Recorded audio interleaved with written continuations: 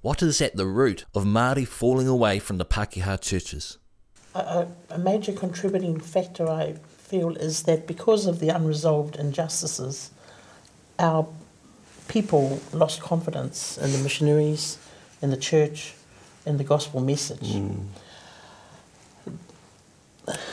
When that began to happen, we saw the rise of the ringatu movement, the Ratana movement, and that's when, as you said earlier, Māori began to see themselves as the children of Israel going into exile, being oppressed and suffering injustice.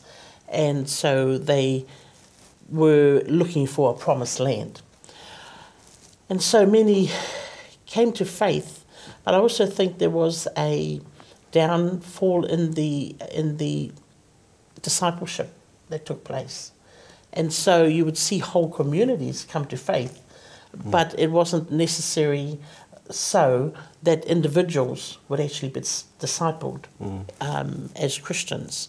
And so that weekend, I think, the church where we come with a whole lot of people who are Anglicans or ringatu or Ratana, but not necessarily able to engage with the scriptures, to articulate exactly what it is they believe, apart from, well, I follow Te Kōti, I follow T.W. Ratana, he is my prophet, or I'm an Anglican and I believe in this, this and that.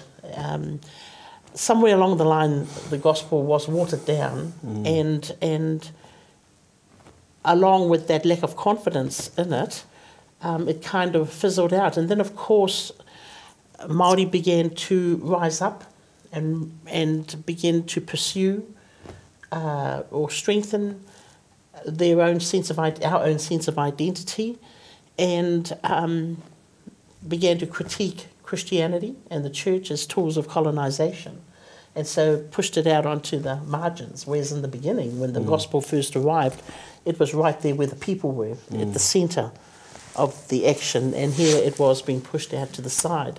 And so, as I agree with Alistair that in these days there is a real task to be done of Māori engaging with the scriptures through an indigenous lens, because the scriptures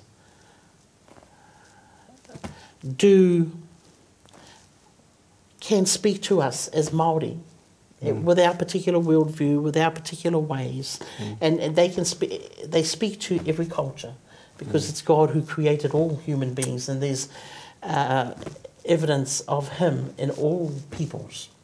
So I believe that's a really important task that we have to engage in, especially with these generations of Māori who view Christianity as a tool of colonization. They need to hear, they need to understand or be seen that when we preach the gospel, when we share that message of hope through Jesus Christ, that He actually knows who we are and where we've come from.